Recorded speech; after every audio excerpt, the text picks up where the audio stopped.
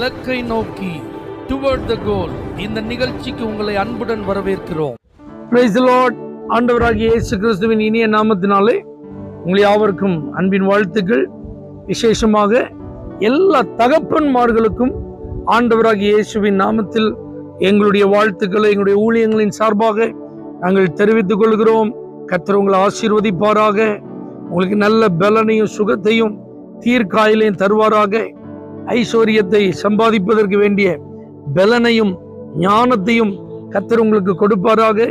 குடும்பத்தில் கர்த்தர் உங்களை தலைமை பொறுப்பில் வைத்திருப்பதற்கான அந்த நோக்கமும் அவருடைய நல்ல திட்டங்களும் உங்கள் மூலமாய் உங்கள் குடும்பங்களில் நிறைவேறுவதாக. தகப்பனாயிருப்பது ஒரு பெரிய ஆசீர்வாதம். ஏன்னா இந்த பூமியில ஆண்டவர் அதை ஒரு ஆசீர்வாதமான உறவாக கர்த்தர் தந்திருக்கிறார். ஆகவே வேதத்திலும் தேவன் தன்னை அநேக இடங்களிலே ஒரு தகப்பனுக்கு இணையாக அவர் வெளிப்படுத்தி இருக்கிறார்.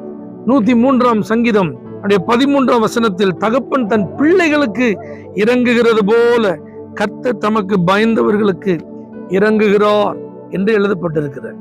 அப்ப ஆண்டவர் இன்றைக்கும் நமக்கு ஒரு தகப்பனா இருந்து நமக்கு நல்ல இரக்கத்தை அவர் வெளிப்படுத்துகிறார். அவருடைய இரக்கங்களுக்கு முடிவே இல்லை. 1000 தலைமுறைகளுக்கும் அவர் இரக்கத்தை காண்பிக்கிறவராயிருக்கிறார். அவர் இரக்கத்தில் ஐஸ்வர்யம் உள்ளவர். உலக பிரகாரமான தகப்பன் காண்பிக்கும் இரக்கத்தை காட்டிலும் இந்த தேவன் காண்பிக்கும் இரக்கம் மிகவும் பெரியது. எப்படி தகப்பன் தன்னுடைய பிள்ளைகள் சில தவறுகளை செய்யும் போது அவர்களை சிட்சித்து அவர்களுடைய தவறுகளை மன்னித்து மறுபடியும் தன்னிடத்தில் ஏற்றுக்கொள்வது போலவே இன்றைக்கு ஆண்டவரும் பாருங்க தம்முடைய பிள்ளைகளை அவர் சிட்சிக்கிறார் சில நேரத்தில். ஏன்னா அவர்கள் வழி மாறும்போது அவர்கள் சரி செய்யப்பட வேண்டும் என்பதற்காக அவர்களை சிட்சிக்கிறார். அதோடு கூட மாத்திரமல்லாமல் இனி அவர்கள் தனக்கு தேவையில்லை என்று அவர் ஒதுக்குகிறதில்லை, வெறுக்கிறதில்லை, தள்ளிவிடுகிறதில்லை, மறுபடியும் ஏற்றுக்கொள்ளுகிறார். இளைய குமாரன் அந்த உவமையிலிருந்து அந்த உண்மையான தகப்பனுடைய அன்பை, அந்த உள்ளத்தை நாம் புரிந்து கொள்ளலாம். ஆகவே இன்னைக்கு தேவன் இந்த நாட்களில் உங்களோடு கூட அவர் தன்னை ஒரு தகப்பனை போல வெளிப்படுத்துகிறார். ஒரு தகப்பன் தன் பிள்ளையை தோல்ல தூக்கி சுமப்பது போல இந்த வனாந்தரத்துல 40 ஆண்டுகள் அவர்தான் உங்களை நடத்தி வந்தார் என்று மோசே சொன்னது போல ஒரு தகப்பனுக்கு தகப்பனா இருந்து இந்த வார்த்தைகளை கேட்கிற உங்களை வாழ்நாள் எல்லாம் ஆண்டவர் தாங்கி வழி நடத்துவார். தகப்பன் நல்ல ஈவுகளை கொடுக்க அறிந்தவர் என்று இயேசு சொல்லும் போது சொல்றார். அப்போ உலக பிரகாரமான தகப்பனே பிள்ளைகளாகிய உங்களுக்கு நல்ல ஆசீர்வாதங்களை கொடுக்க அறிந்திருக்கும் போது இந்த பரமபிதா, இந்த பரலோக தகப்பன் அதை காட்டிலும் சிறப்பான சுதந்திரங்களை, சிறந்த நன்மைகளை, சிறந்த ஆசீர்வாதங்களை அவர் நிச்சயம் உங்களுக்கு தருவார். ஒருவேளை இந்த வார்த்தையை கேட்டுக்கொண்டிருக்கிற நீங்கள் யாராவது உலக பிரகாரமாக எனக்கு தகப்பன் இல்லை என்கிற நிலையில் வேதனையோடு இருப்பீர்களானால் இந்த வார்த்தை உங்களுக்கு தான். ஆண்டவரே உங்களுக்கு தகப்பனா இருந்து உங்களை கடைசி வரைக்கும் ஆச்சரியமாய் ஆதரித்து நடத்துவார். பிள்ளைகளா இருக்கிற நீங்கள் யாராவது இந்த வார்த்தையை நீங்கள் கேட்டுக்கொண்டு இருப்பீர்களானால் உங்க தகப்பனை சந்தோஷப்படுத்த வேண்டியது உங்களுடைய கடமை.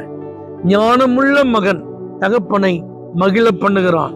அப்ப நீங்க ஞானமா புத்தியா நடக்கும் போது அதை பார்க்கும் தகப்பன் உள்ளம் மகிழும். தகப்பனை நீங்க கனம் பண்ண வேண்டும். வேதத்தில் அது எழுதப்பட்டிருக்கிற பிள்ளைகளே, உங்க அப்பா அம்மாரை நல்லா ஹானர் பண்ணுங்க. வயதான நிலையில் இருக்கிற உங்க தகப்பன்மாரை நல்ல பராமரிங்க. அவங்களுக்கு நல்ல ஆகாரம் கொடுங்க, நல்ல புது வஸ்திரங்களெல்லாம் வாங்கி கொடுங்க. வெளி இடங்களுக்கு நீங்க போகும்போது அவங்கள வீட்டுல போட்டு பூட்டிட்டு போயிடாதீங்க. உங்களோடு கூட அவர்களையும் அழைத்து செல்லுங்கள்.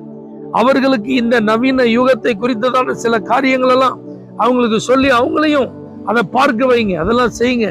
அதெல்லாம் அவர்கள் எதிர்பார்ப்பார். ஏன்னா இன்னைக்கு நீங்க இவ்வளவு பெரிய உயரத்தை பார்ப்பதற்கு அவங்கதான் உங்களுக்கு ஏனியா இருந்தவங்க. இன்னைக்கு இவ்வளவு பெரிய ஆசீர்வாதமான நிலையை நீங்கள் அடைவதற்கு அவங்கதான் தியாகம் பண்ணவங்க. ஏன்னா தகப்பன் அப்படின்னாலே தியாகம் தான். தன்னுடைய அத்தனை ஆசைகளை மறைத்து கொண்டு தன்னுடைய குடும்பத்திற்காக, மனைவிக்காக, பிள்ளைகளுக்காக எல்லாவற்றையும் தியாகம் பண்றவங்க தான் தகப்பன். வெளியில தன்னுடைய ஆசைகள் எல்லாம் என்ன செய்ய மாட்டாங்க, சொல்லவே மாட்டாங்க. அப்படிப்பட்ட நிலையில உங்களுடைய உயர்வுக்கு காரணமாயிருந்த உங்க தகப்பனாருக்காக நீங்களும் நேரம் செலவு பண்ணுங்க. அவங்களிடத்தில் அன்பு பாராட்டுங்கள். உங்க வாழ்நாள் நீடித்திருக்கும். வேதம் அதெல்லாம் நமக்கு கற்றுத்தருகிறார். பாருங்க, யோசேப்பு தன்னுடைய தகப்பனை அதிகமாய் நேசித்தான். அவனுடைய வாக்குறுதிகளை நிறைவேற்றினான் என்றெல்லாம் வேதத்தில் நாம் பார்க்கிறோம். அப்ப அப்பா அம்மா உங்கள்ட்ட ஏதாவது நீங்க இதை செய்யணும்னு சொன்னா அதெல்லாம் கரெக்டா என்ன செய்யுங்க. அதே போல தகப்பன்மார்கள் உங்க பிள்ளைகளுக்கு செய்ய வேண்டிய கடமைகளை மிக சரியா செஞ்சு அது கடைசி காலத்துல செய்ய வேண்டிய காரியங்கள் எல்லாம், ஒழுங்குபடுத்த வேண்டிய காரியங்கள் எல்லாம், உங்களுடைய ஆஸ்திகள், ஐஸ்வர்யங்கள், சொத்துக்கள் இவைகள் பிரித்து கொடுக்கப்பட வேண்டிய காரியங்கள் எல்லாம் ஞானமாய் செயல்படுங்கள். உங்களுடைய பிள்ளைகளுடைய படிப்போ திருமண காரியமோ எந்த விஷயமா இருந்தாலும் திட்டமிட்டு செயல்படுங்கள். ஒரு நல்ல குறிப்பிட்ட தொகையை சேமித்து வைக்க பழகுங்கள். எதிர்கால தரிசனத்தோடு செயல்படுங்கள். இதெல்லாம் நிச்சயமா உங்க பிள்ளைகள் ஆசீர்வாதமா இருப்பதற்கு அது உதவியா இருக்கும். இந்த தகப்பனார் தினத்துல எல்லா தகப்பன்மார்களுக்காக நாம் ஜெபிப்போம், அவர்களை வாழ்த்துவோம். கர்த்தர் அவர்களை ஆசீர்வதித்து வழி நடத்துவாராக. தேவனே, இந்த பூமியில எங்களுக்கு தந்திருக்கிற தகப்பன்மார்களுக்காக ஸ்தோத்திரம். அவர்களை ஆசீர்வதிப்பீராக. ஒருவேளை எனக்கு இந்த உலகத்தில் தகப்பன் இல்லையே என்கிற நிலையில் யாராவது வருத்தத்தோடு இருப்பார்களானால் நீரே அவர்களுக்கு தகப்பனாயிருந்து அவர்களை ஆதரித்து நடத்தும்படியாய் நாங்கள் ஜெபிக்கிறோம். தகப்பனுக்கு செய்ய வேண்டிய கடமைகளை எல்லா பிள்ளைகளும் உண்மையாய் செய்ய உதவி செய்யும். இயேசுவின் நாமத்தில் பிதாவே, ஆமென். For prayer contact, Pastor J.